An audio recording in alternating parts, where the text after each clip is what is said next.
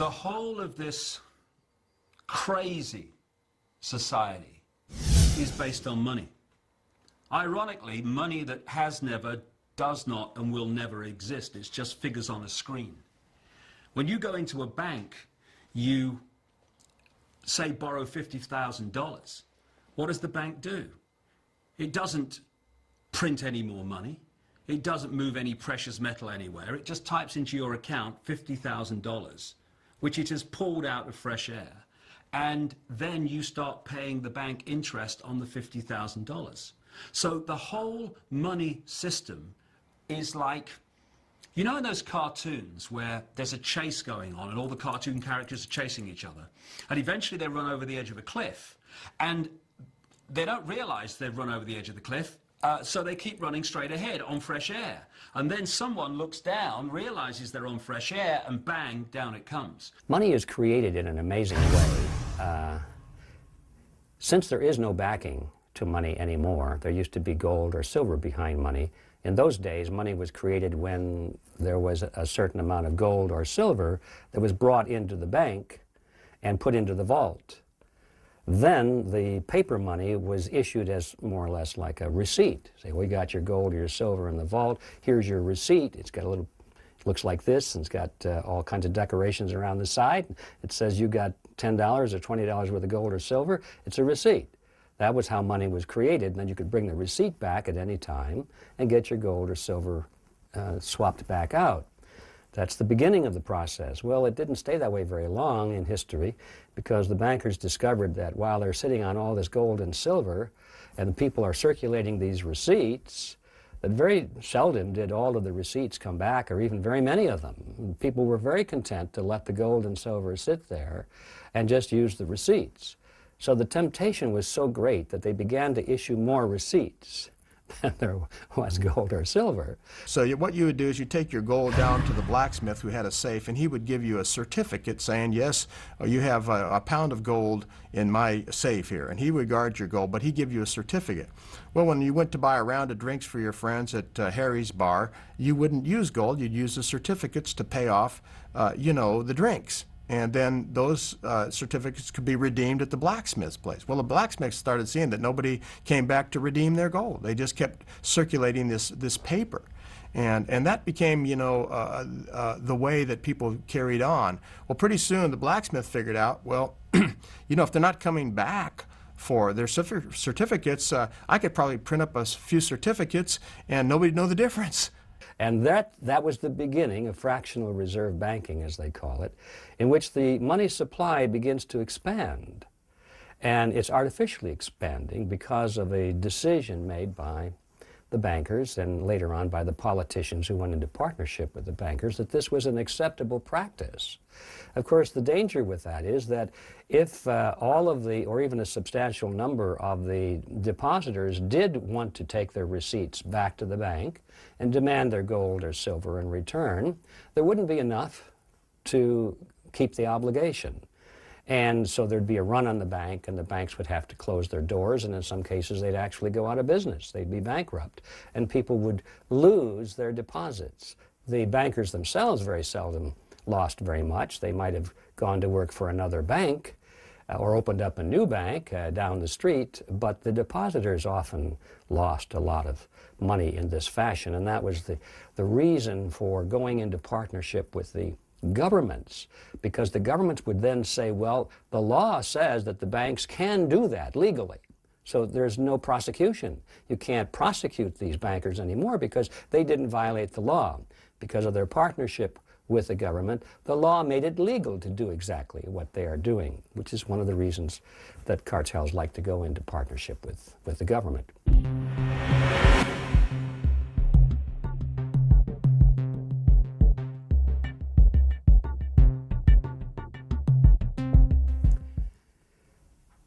The Federal Reserve is a strange creature. There's nothing quite like it out there. Most people think that it is a government agency and that it's here to protect the best interests of the common man. But the truth of the matter is, when you cut through all of the debate and all of the research, you come to the startling realization that the Federal Reserve System is a cartel. It's a cartel, no different really than a sugar cartel or an oil cartel or a bean cartel. It happens to be a banking cartel. And that means that it is private. It means that the big banks of the United States came together in 1913, and they convinced Congress to pass a law that we call the Federal Reserve Act.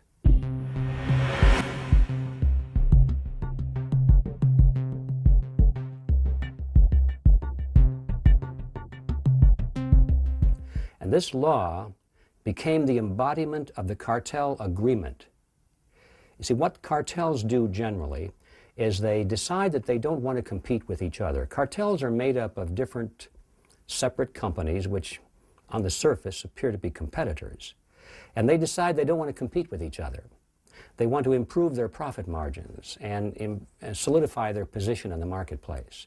And so they want to get rid of competition, and they decide they're going to fix prices or divide up product or geography or something like that. And they come to cartel agreements to reduce competition between themselves. One of the problems with cartels is that it's very difficult to enforce those rules and regulations, those agreements. How do you do it? If a member of the cartel wishes to drop out and say, I don't want to play anymore, there's nothing that the other members can do, unless they have made that cartel agreement into law. Now, if they've taken the cartel agreement and they've passed it through the legislature of the nation, now it becomes law, and now when one of the members tries to drop out, they can call the government into play and use the police force of the nation to enforce the cartel agreement, which is why all cartels love to have government involved as a partner. And that is exactly what happened in the banking industry in the United States back in 1913. The Federal Reserve Act is nothing more or less than the laws of the rules and the regulations, the cartel agreement of the banking fraternity. It's how they decided they would reduce or eliminate competition between themselves, and they brought the federal government into it, the Congress, to pass that in the form of law.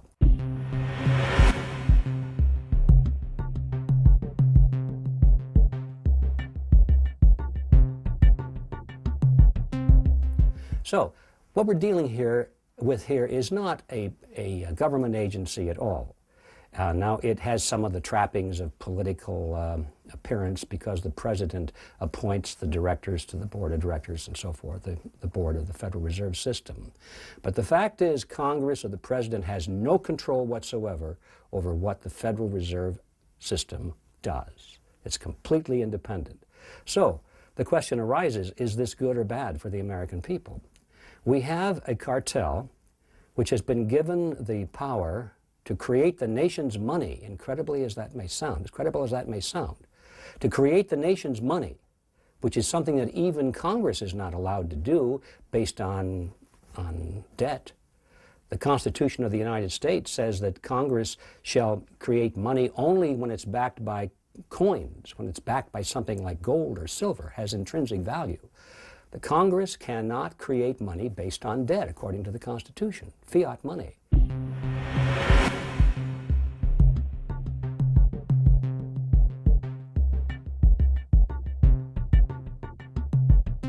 Congress actually gave that power, which it did not have, to this cartel, the banking cartel, which we call the Federal Reserve System. It's an amazing power. And so the private banks of America have a monopolistic power to create the nation's money, and they create it out of nothing. There's no gold or silver backing behind it at all. And it's completely up to them as to how much they want to create, when they want to do it, and so forth. They can expand or contract the money supply. Now, supposedly they do this in the best interests of the American people. I mean, when the chairman of the Federal Reserve Board is called to testify before Congress, and he gives his little speech. He says, well, we had to raise interest rates today, or we had to lower interest rates today, whatever the case may be. He doesn't say we did this because it was in the best interests of our banks. He always says, well, we did this for you folks. We did this for the American people. We did this because we were concerned about the economy heating up, or we're concerned about the economy lagging behind, and we don't want people to be unemployed. We don't want inflation to be too high. It's always for the American people. But the truth is, it's a cartel, and all cartels act with the primary instinct of preserving their own best interests first. So is this in the best interest of the United States and of the American people? It is not, because that means that the money supply, which is the lifeblood of everything we do, is totally controlled by a relatively small group of people who we don't even know their names in most cases. And they are using this power to the benefit of the banking system, not to the benefit of the United States.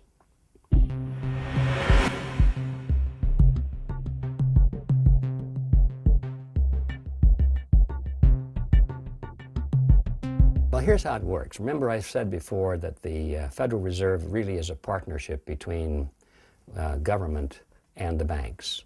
So when you have a partnership, there has to be a reason, an advantage to both parties to become a partner. So to understand how this works, let's start with the government side of this partnership. The government needs money. Politicians need money. They need more and more and more money for whatever purpose. But they don't like to raise taxes. They need more money, but they want to lower taxes because that's politically expedient. If they raised the taxes to pay for all of the government projects, why, there'd be such an uproar among the taxpayers that these guys would be voted out of office at the next election. So they don't do that. They increase expenses, and they try to keep taxes low or lower than normal. How do they do that? Well, they borrow it. That's like anybody else would do. If you want to spend more than you take in, you can borrow. You can steal it, of course, which I think is another good analogy. But in this case, let's just stick with the part of borrowing it. So the government goes on record and says, we want to borrow money from the public. And so they offer these government bonds or certificates of some kind or another, treasury notes and bills, depending on their maturity dates. And they offer to pay back that money within a certain period of time, plus interest. So now they have this more money that they needed. The trouble with that, of course, is that after the period of time elapses, they've got to pay it back. Well, lo and behold, when it comes time to pay it back, the politicians are still spending more than they're taking in taxes, and so they don't have it to pay it back. Not to worry, they'll just borrow some more. So they go through a cycle. Well, this time we'll borrow enough to cover the old loans plus the interest and plus a little bit more to expand our government operations. And this goes around and around and around, and we have this thing called the rising national debt. It just keeps getting bigger and bigger and bigger because the politicians are never expecting to pay back those original debts. And in fact, they never will. And you'll see how that works in a moment. They know they never will. The money system will just fall apart before they ever have to face that problem. And that'll be, you know, their children and their grandchildren having to deal with that one.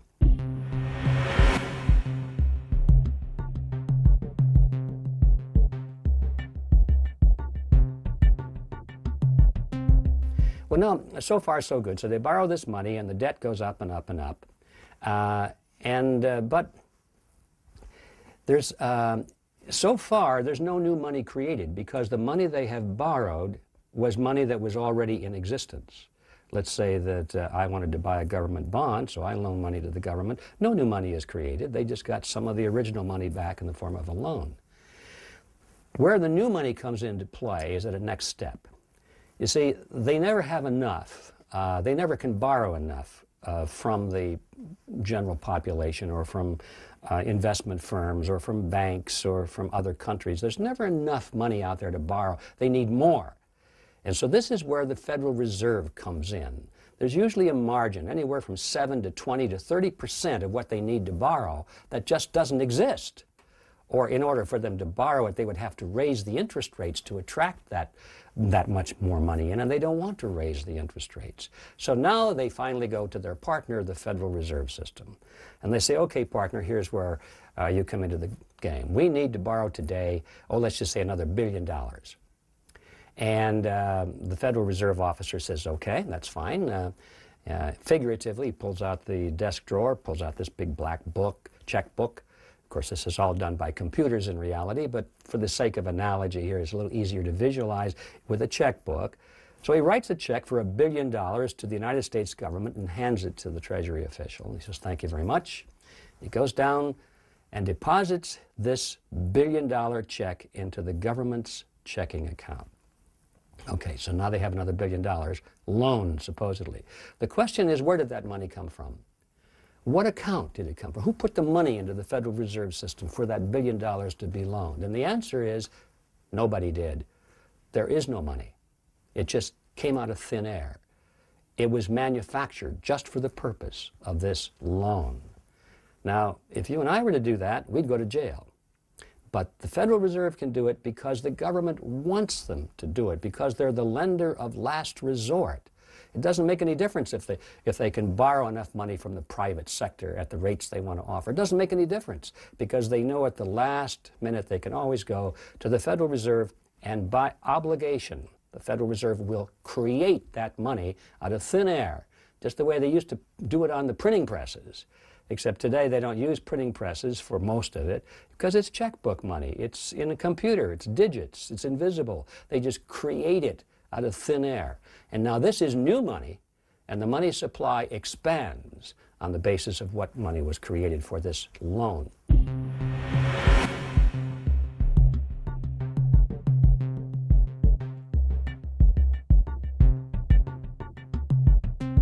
Now that's just the beginning of the cycle. That's really the smaller side of it. This is really peanuts compared to the next cycle that I'm going to describe. So far we've talked about why the government is in this partnership, and we can see that their primary motive is because they can have access to any amount of money that they might need at any time without any questions, at any rate of interest they choose to offer. Not a bad deal. But now let's see what happens to that money. Let's assume that the fellow who delivers the mail, the post office worker, gets a check from the post office for $1,000. And now that was newly created money through the process which I just described.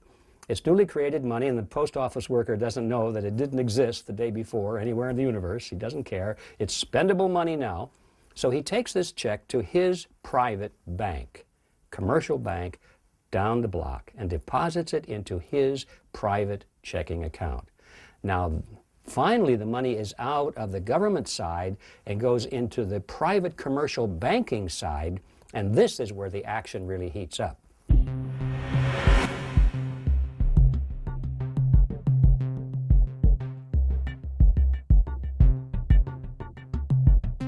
If I were the president of the local bank where this $1,000 had been deposited, I would have been able to stand up in front of the people there in the bank and say, "Attention, everyone, this gentleman just deposited $1,000 into our venerable bank." And everybody would be happy because generally people go to the banks to borrow money. A lot of them do. And so they know that if there's money on deposit and there's lots of money to lend, generally that means that the rates of interest are low. So people are happy to know that we have money to lend. You might ask me, well, how much money do you have to loan? And I'd say, well, how much do you need? And you would say, well, I was looking at a used car, $9,000 would be about right. And I'd say, I can do that. But you would say, I thought he just deposited $1,000. I would say, yes, he did. And this could go back and forth, and you'd say, well, how can you loan $9,000 when he only deposited $1,000? And if I were a good banker, I would say, don't worry about it, sir. It's all quite legal. It's all regulated by the Federal Reserve System. It's entirely possible, and indeed it is, because according to the Federal Reserve regulations, which, don't forget, are created by the banks for the banks, all the banks have to have, at the current time, is 10% of their deposits in reserve compared to the amount of loans that they put out. 10% in reserve. So if you take $1,000 and you put that in your accounting ledger under the heading, and you put the word on the top that says reserve, now you've got $1,000 in reserve, and that's 10% of $10,000. Which means you can loan $9,000 and still have 10% reserve. So now the banks can literally create $9,000 out of thin air and still be quite legal because they've got 10% in reserve. Now that's kind of an oversimplified way of explaining it, but basically that's the accounting that goes on. So the banks will be able to, I would, as a banker, would be able to create $9,000 out of nothing and loan it to you at interest. Now just think about that for a minute.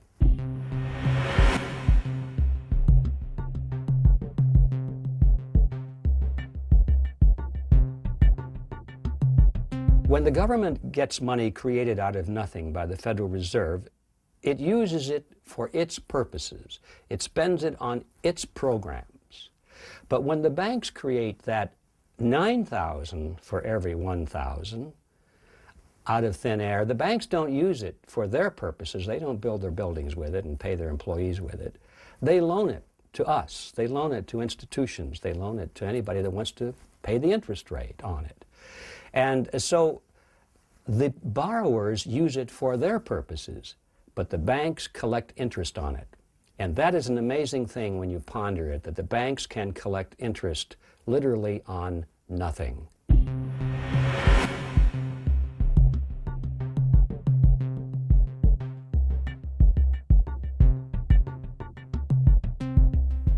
So when the banks say we're going to earn 3% or 3.5% on the money we have on deposit, they're not telling you the whole story, because that money on deposit is used to leverage the creation of 9 times more money. So whatever that interest rate is, you can multiply easily by 9, and that's closer to the real effective interest rate that the banks are making. Or if you wanted to be more authentic, you would say, since this money didn't exist, in fact, there is no money, they're collecting interest on nothing, then the interest rate really is infinity. So it's not a bad business to be in, you might say, which is why, of course, the banks are doing pretty well. And so you're able to create, for every $1 billion that's created out of nothing in order to loan to the federal government, now the commercial banks are in a position to create an additional $9 billion and push that into the economy, also created out of nothing, but push that into the economy in the form of private loans. This is how money is created, not only in America, but now in most of the world, which follows this general pattern. Actions have consequences. This creation of money and expansion of the money supply has a consequence.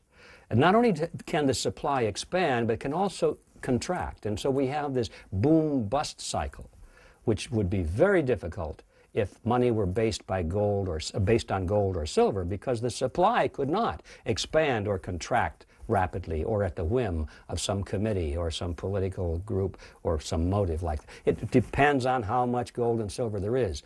In the days when money was backed by gold and silver, the supply of money remained very stable. It expanded perfectly in proportion to the expansion of the population and an expansion to the economy. So there were no booms and busts in those short periods of time when government didn't allow banks to create money out of nothing.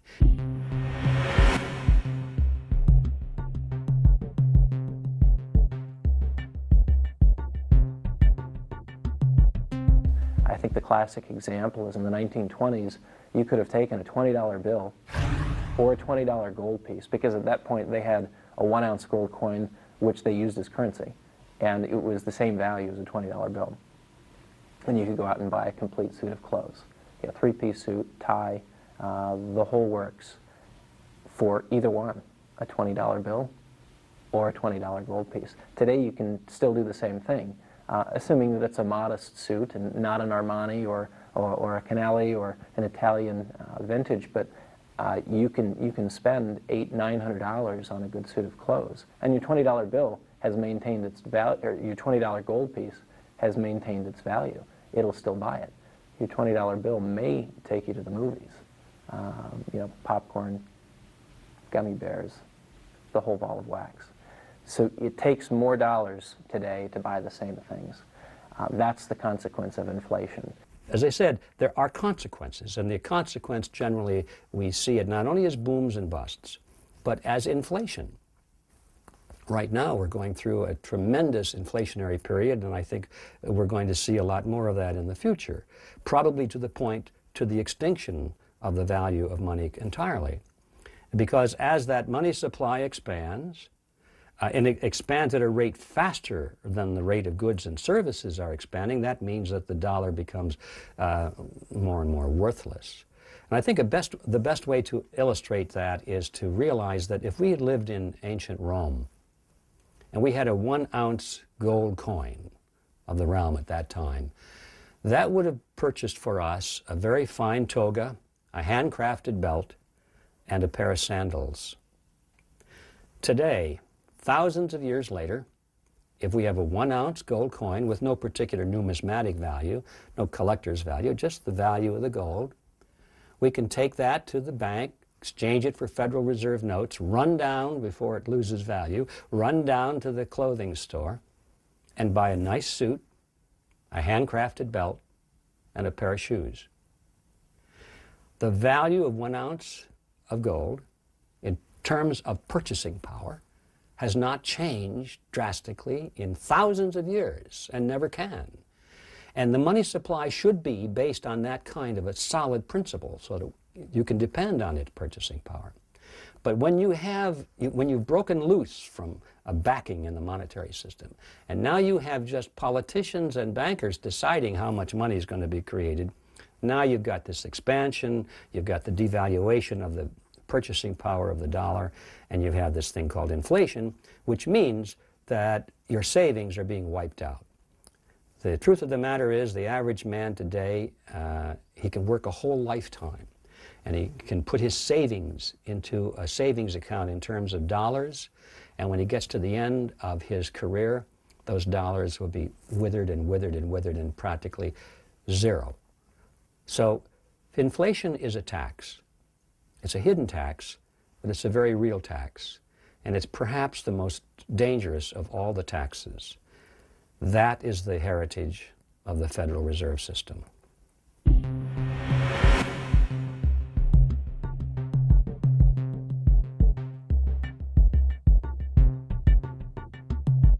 The only thing that has kept the United States economy going in the 21st century is the expansion of debt.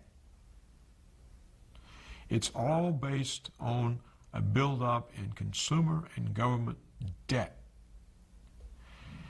The main way they kept it going was they gave credit cards to everybody. And if you maxed out this one, you started on another one. Even more important, Alan Greenspan, in order to cover up the job loss from offshoring, put interest rates down to an enormous low and created a housing boom, because what's important to people is not the price of the house, it's the monthly mortgage. And when you get rates as low as Greenspan had them, the monthly payments drop. When monthly payments drop, housing prices tend to go up. And so people who already had a house saw big rises, and they refinanced the house and took out the money and spent it.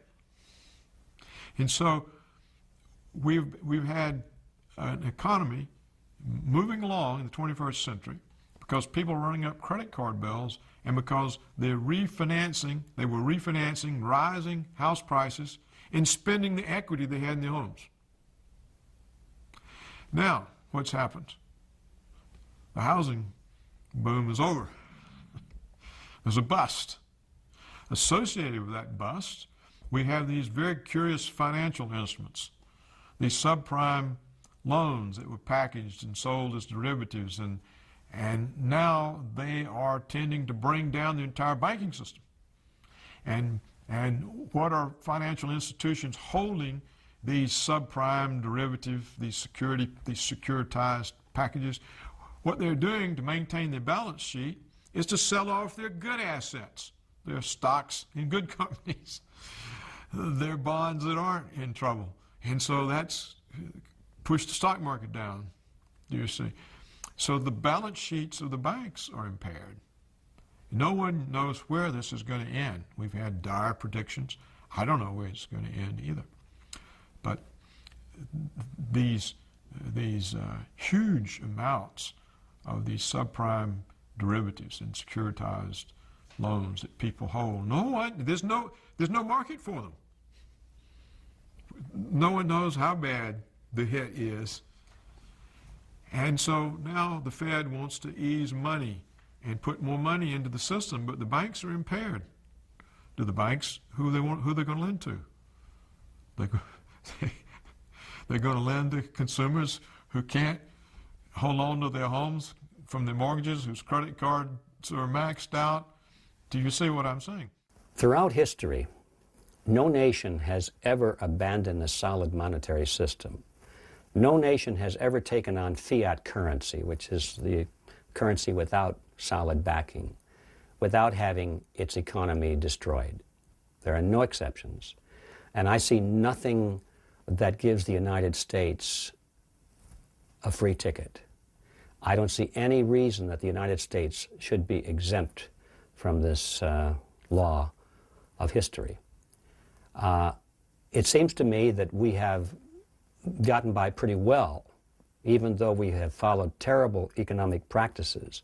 We have delayed the day of reckoning, primarily because the United States dollar was the international exchange dollar. It was the dollar of settlements. And everybody wanted it. No matter how much we produced, it seemed like there was an endless demand for it around the world because they always knew somebody else would take it. So there was a lot of psychological element involved there. That era is coming to an end. In fact, I think it has already come to an end, where nations around the world eagerly want the United States dollar. They realize that we are debauching the dollar so quickly now. We are inflating it so quickly that it's no longer a desirable currency to have. And so they're looking for alternate currencies. It could be the euro, it could be the yen, it could be anything, but they don't want the US dollar because they know if they hold that dollar very long, they're going to be losing value.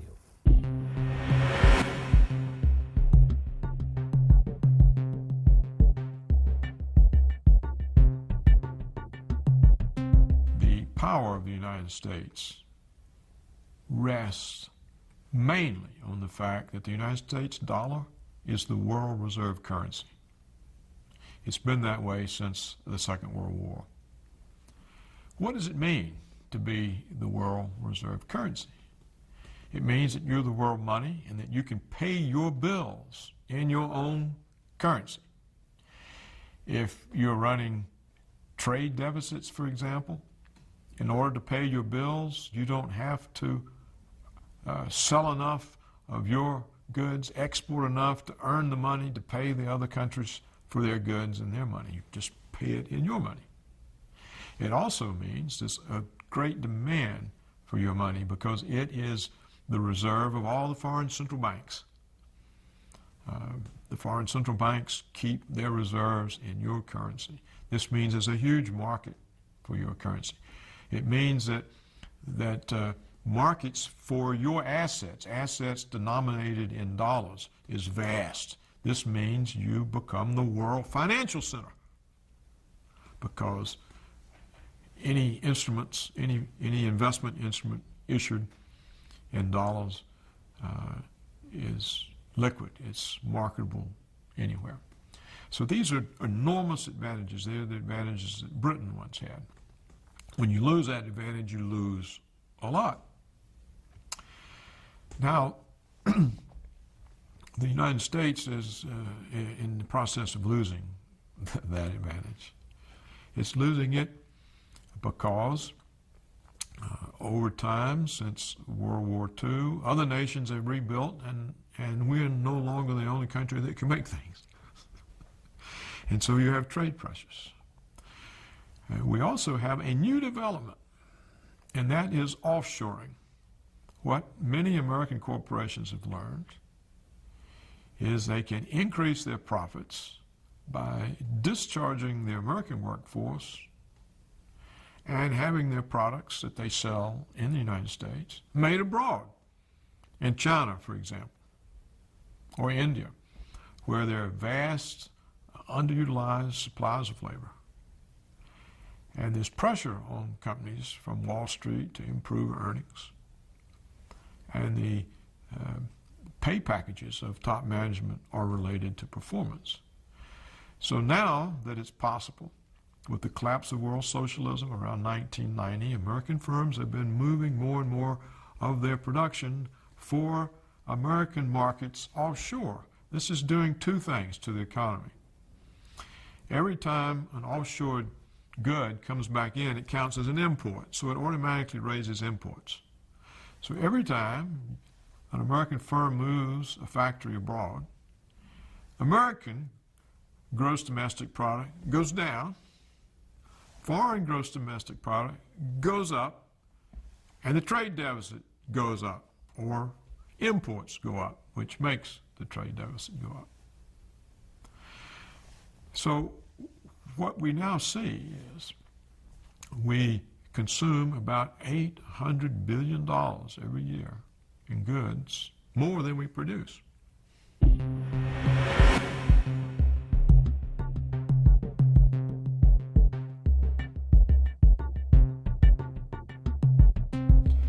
We've been able to do this. It's a gradual thing that we got into, a little at a time. We're able to do this because people were willing to accept the dollar as payments. It was the reserve currency. Now they have huge numbers of these dollars, and they're beginning to wonder about it. They're beginning to say we're really overweighted in our investment portfolios with dollars. And there's a less inclination. And therefore, what we've seen during the last 6 years of the Bush administration is an enormous decline in the value of the United States dollar in relation to other hard currencies, particularly the euro. When the euro was first issued, it was €1 to $1. Today, it's $1.52 that you have to pay to get €1.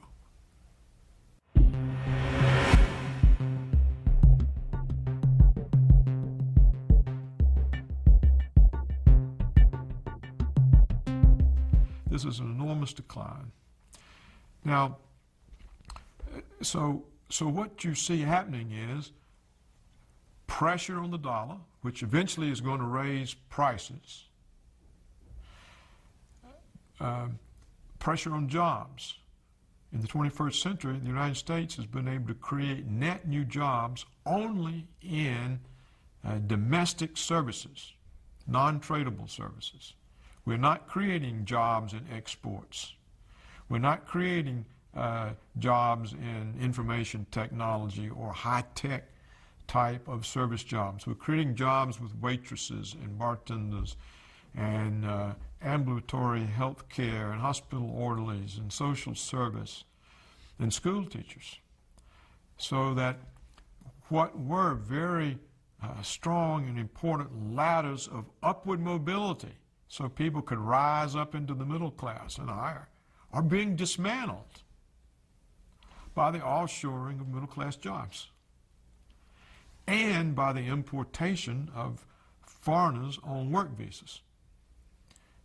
If you don't want to hire an American engineer, you claim a shortage, and then you bring in one from abroad at a much lower salary. And so we see the impact on science and engineering in the United States, research, development. These sorts of things start stagnating and slowly eroding. And in manufacturing, you lose all the supply chains that are in the process that enable you to be able to make something. This piece of the chain is moved offshore, and then this piece moves offshore. And then before long, the sort of middle-level firms who were supplying the big firms, the big firms don't want them anymore. They've offshored. So this then hits the tax base of local communities. When you outsource manufacturing jobs to Asia, and then you insource cheap labor to drive down the price of labor for the jobs that remain, it becomes like the back of the shampoo bottle. It's like shampoo, rinse, repeat. And you really see it. The Mexican government was building a $2 billion deep-sea port in Baja Peninsula. And you really can see it there. So you outsource manufacturing to Asia. And then once the port is open on the Baja Peninsula, you import the manufactured finished goods into Baja, where you skip OSHA, you skip the Longshoremen's Union, and then you put it on NAFTA trucks and drive it into a Walmart in the middle of the country. So you see what can obviously happen on that cycle. So, and what gets washed out of that is a whole class of jobs, is a whole, essentially, the business model has said that it is no longer economically viable for certain types of jobs to be done in the United States of America. Light manufacturing is clearly one of them. Maybe heavy manufacturing is one of them. It becomes a real problem in certain critical industries. For instance, we've been throwing pork barrel spending at some shipyards down in Mississippi. Trent Lott was very good at getting that money for the shipyards down there in Mobile. And we really needed to do it. This was good, healthy pork because, you know, in a time of national emergency, you can't just flip a switch and start building ships. You have to have an infrastructure, and you have to have a workforce that knows how to build ships, which means that, yeah, we'll have to waste some money building some unnecessary ships just to keep at least the seeds of an infrastructure of a shipbuilding industry in case there actually is a need for that emergency. Offshoring is a fancy way of saying your job is in question because you can be replaced for a fraction of your cost. If you're paid $19, $20, $30 an hour, you can be replaced by someone who's willing to do the same job for $1 an hour, 25 or even 50 cents an hour, with no benefits, with no pension. And so the direction for Wall Street firms, for corporate America is clear. If you need to solidify your profit margins, that's the first place to go, is renegotiate your labor contracts and start moving the jobs someplace else. The implications for the worker are this: you're out of a job. That's just plain and simple. You don't have a job, which means you're probably going to have to retool and re-educate because that job's not coming back. It's tough. It's easy to go from paying someone $30 an hour to 25 cents. Pretty difficult for the company to reverse that and go from 25 cents back to $30 an hour. That's not good for the bottom line at all. The jobs that are gone for good. In addition to that, we're shuttering the plants. We're shuttering the facilities that have created the nation's wealth. They're gone. We're making them go away. We don't need them. We don't need them. In a global world, as the argument would go, it's better to utilize resources where they're cheaper. And, you know, so do we get a cheaper toaster oven at Walmart? Yeah, you get a cheaper toaster oven. But it's a hidden bargain. To me, it's a bad bargain. Because what happens to the guy that used to make the toaster oven? What happens to his family? Now the social costs of that are passed on to the community that no longer has a factory, that now, like, you know, when Maytag used to make their stuff in Galesburg, is it Galesburg, Illinois? Somewhere in Illinois. And they were there for 75 years, and they got tax credits to stay, and they left anyway because their workers were making $15 an hour, and they moved the factory to Mexico where they were paying people $1 an hour.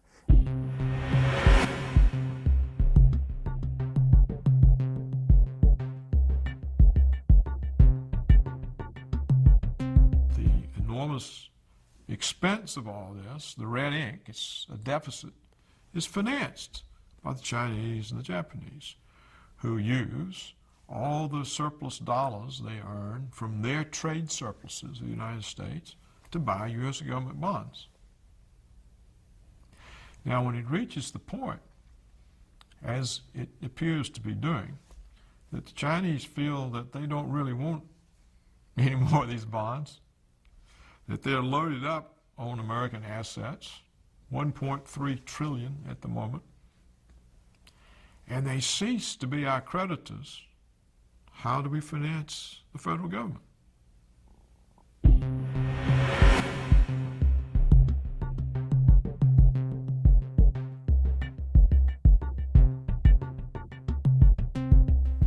The American saving rate is about 0, so the Americans can't buy the bonds. People haven't had any, the median income of families has not gone up in the United States in a couple of decades, perhaps longer.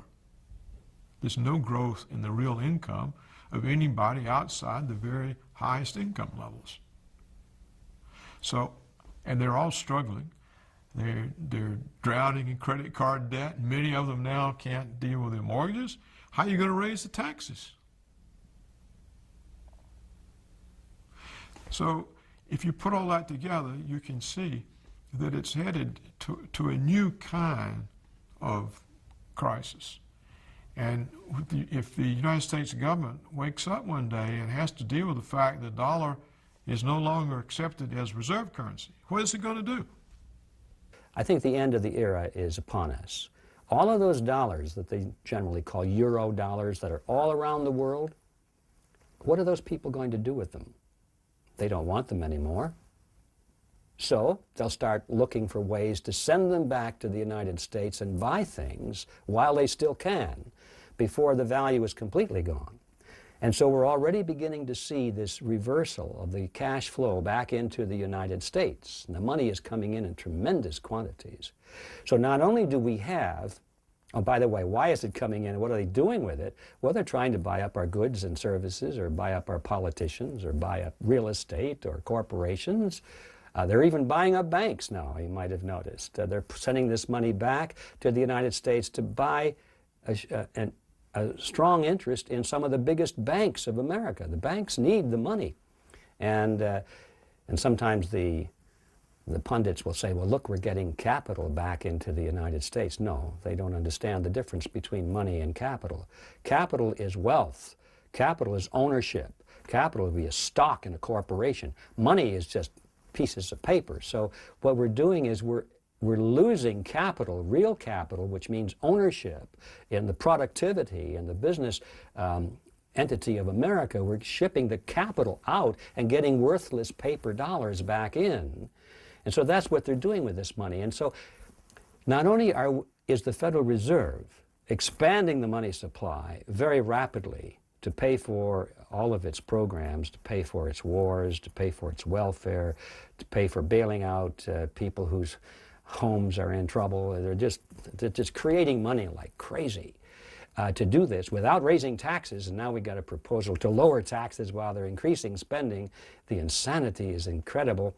Not only is that happening, but all this other money for the past 30, 40, 50 years that's been around the country is also coming back in. And you don't have to be a rocket scientist to figure out when all this money comes into the United States, it just gets more and more worthless. And your savings and my savings will become worthless too. The price of a loaf of bread, Lord knows what it's going to be, but it's going to be many times higher than it is now. A depression is a period of time during which most people's standard of living drops significantly. There are other good definitions of a depression. That's a nice, broad, general one. And I believe that because there is such a thing as the business cycle, which we don't have time to go into now, but the problems that we had in the 1930s, we're going to see that type of a phenomenon again. It's not going to be like the 1930s. It's going to be different. The similarity is going to be a massive drop in the general standard of living. And I call it the Greater Depression. The U.S., especially for the last 15 years, our main export, our main product has been dollars, which are unbacked liabilities of the U.S. government. And we've been able to ship these things abroad by the trillions, and these nice foreigners ship us all kinds of good things. They ship us Mercedes and Sonys and cocaine and oil and all kinds of things, and we just give them dollars. But now there's 6 trillion of these dollars out there, and these people are starting to realize that they're holding hot potatoes. And they don't want to all run towards the exits at once, but they know what they've got. They've got just pieces of paper that are unsecured liabilities of a bankrupt government. And these dollars are going to start flowing back into the U.S. And inflation is going to explode in this country. Interest rates are going to go through the ceiling. It's going to be devastating for the average American. What you see happen is a big reduction in real living standards for 95% of the population. The living standards will just all of a sudden be adjusted downward. substantially. Now, many of these people are already hard-pressed. So what comes from that? And then you have to see, that means that the real purchasing power has shrunk, and so the real goods and services that are coming off the shelves has shrunk. That's recession. That's more unemployment. It's a dangerous situation. That's what I say. It's unprecedented. That's why I call it a calamity in the making. I don't say that it has to happen, but it's going to happen if they don't make some big changes soon. If things continue to go on, if we continue to think in all our hubris that we're the superpower and the world adjusts to us, it's going to hit the fan, because that ain't the case. That is not the case. So what are they going to do about it? And they're going to go to their government. They're going to say, please help us. They're going to go to the same politicians, the very same politicians who got them into this mess, and ask them to solve the problem, which is a huge mistake, because these politicians already have the solution in mind. What they're planning to do is let the American, in my opinion now, is let the American dollar collapse. That way they don't have to pay back the national debt, remember? They have all this tremendous national debt in dollars and all this tremendous obligation, which they can never repay. So it's to their advantage just to let the dollar disappear and wipe that off the books and replace it with a regional currency. They already have the name for it. It'll be called the amaro. And it'll be a currency which will be jointly owned, jointly representative of the United States, Mexico, and Canada. And this is part of a long-range step that they've had to merge those three countries into a regional single government. It's been going on for a long, long time, and most Americans are still in denial on that. They're still saying, oh, that would never happen. The American people would never go for that. The Canadian people would never go for that. And of course, the truth of the matter is it makes no difference what the Canadian people or what the American people want. It's what these elitists want. It's what the people want who are actually making the decisions. And I know that's a harsh statement, but that's the reality that we're facing today. So they're going to offer a new currency, and Americans generally will say, oh, that's wonderful. Now this currency will replace the old worthless currency, and there'll be new hope. The truth of the matter is the new currency will be no different than the old currency, except it'll be a fresh start. Everybody will be given a new equal number or relatively equal number, depending on how many old Federal Reserve notes they can trade in and that sort of thing. But it'll also be a fiat currency. There'll be no gold or backing behind it. And it too will be run by the banks and the politicians. And then the final step beyond that is to merge the amaro with the euro, and they'll be developing a similar currency for Asia and Africa and South America. Get all of those, then finally, and we're talking about maybe 10, 15, 20 years down the line, merged into a single global currency.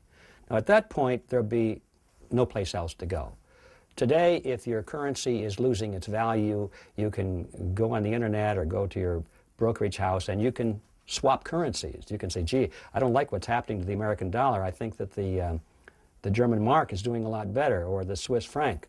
And you can get out of the currency that's falling on its face. Finally, when you get to these regional and to these international, finally to the international currency, there'll be no place else to go, so you'll be locked in. That's not a very pretty picture. In other words, what I'm saying is that these people who have formed this partnership between the banks and the governments of the world are planning on controlling our economic lives and our personal lives as well. And this is not just a question of money. It's not just a question of, are you going to be secure in your retirement? This is not just a question of how much you can buy with your paycheck. This is a question of personal liberty, personal independence, and national sovereignty. The problems we're facing today are much bigger than just money. But if you follow the money trail, you can see where it's all going. To get the amaro, they have to first destroy the dollar, which is what the Trilateral Commission in the 70s said with Zbigniew Brzezinski and David Rockefeller. They stated, first the euro will rise by 2000, It will defeat the dollar will go down, then we will create the Amero, claim that it's competing with that, then we'll have fluctuations there, and we'll finally peg it at a global mark with a new global reserve currency that we issue and we control, pegged to oil. And that's why they got to control the oil, because whoever has the world reserve currency, people have to accept that for the buying of oil, which is energy. And that's the connection of the fiat currency to reality.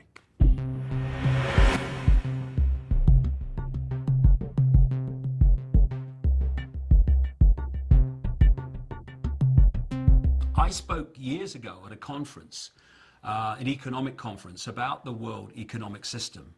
And this guy came up to me afterwards, and he was someone who got his money, playing the Las Vegas casino, known as the Wall Street and the commodity markets and all that stuff. And he wasn't very convinced. Anyway, I met him 3 months, 4 months later, and he said, my goodness me, he said, I can see what you're saying. He said, what I've noticed is every time Alan Greenspan, then head of the Federal Reserve, was about to make a statement, 2 or 3 days before, the major players in the stock markets, commodity markets, etc., got into something and out of other things. And every time, the effect of Greenspan's statement has been to push up what they got into and push down what they got out of. Why? Because they wrote his statement. The whole economic system is about whether people have confidence in it, and the confidence comes from the people who run it. And so what we're going to see, and we've started to see this with Greenspan, is we're going to see more and more negative statements about the economy, and we're going to see a breaking of confidence in it, and therefore we're going to see its demise, its collapse. Now, this won't collapse catastrophically for the elite, because people say to me, well, why would these elite people, why would they crash the stock market when they had lots of money in it? Well, if you know a stock market is going to crash, or a commodity is going to crash because you're the one who's going to crash it, then what do? You get out of it just before the crash, you let it crash, and then you buy up vastly greater amounts of that at a few cents on the dollar, and then you increase the confidence, and up it goes again, and now you own vast amounts more than you did before.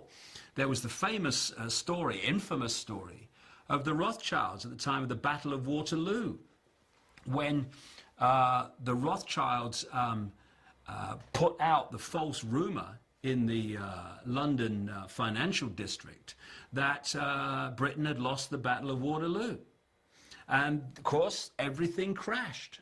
And then came along the real news, the real truth, which is they'd won the Battle of Waterloo, and the stock market went flying up again, except when it crashed, the Rothschilds had agents all around buying up stocks on a few cents on the dollar. And at the end of that day, the Rothschilds were vastly more wealthy and powerful than they were before. So if a stock market crashes, or an economic system crashes, it's because those who move trillions of dollars around it every day have made it crash. And in a world where money is king, where money decides choice, where money decides life possibility, what greater way of creating chaos and fear than a collapse of the economy? And we're already seeing that happen. It works like this. This is how the economic system has worked for centuries and still being applied today. It's real simple, and this is how the elite few have trawled the wealth of the world and created booms and busts at will. Stage one, they push interest rates down, start recognizing the cycle that's just coming to an end, and they put lots of money into circulation, what we call money. Because it's not governments that put money into circulation. It's private banks controlled by the same pyramid, making loans to people credit loans. That's how money's put into circulation, not by governments. So what the banking cartel does is it puts vast amounts of money into circulation by pushing interest rates down and giving loans for, on next to no collateral. What happens then is there's lots of economic activity because there's lots of money swirling around, so there's lots of units of exchange to buy goods. So what happens is people get more confident, they take out more debt themselves, because, we can have a bigger house now, darling. The economy's doing so well, we'll have a bigger car, we'll have 2 holidays, vacations a year now, or 3 maybe, because we're doing ever so well. And what do businesses do? They get into more debt, because crikey, we've got all this demand, we've got to invest in plant and machinery and more staff and all this, so we can meet demand. And then that is in effect the elite economically putting the fishing line out. And then at some point, and we're closing in on that point now, they start reeling the fishing line in, because what they do is they start pushing interest rates up. Now what happens is lots of money that was circulating here, buying things and creating economic activity, is now going out of the economy to pay increased interest rates on the debts that people have. As a result of that, there's fewer things being bought and sold. Companies don't need as many people working for them. They're now stuck with all this debt and all this plant and machinery that they had that they don't need anymore. People can no longer pay their mortgages, so now there's a problem with the mortgage companies, and they have a problem because they've got to lose their home. And as more and more people do that, the value of homes goes down until eventually there's a point where they're worth less than you actually paid for them. And what we're seeing then is a bust being manipulated. And it's happening for one reason and one reason only. The amount of units of exchange in circulation is being removed from the economy. What we're seeing now are the signs that they're now manipulating a bust in this very way to create as much chaos and panic and fear as possible, because panic, fear, and chaos are a manipulator's dream.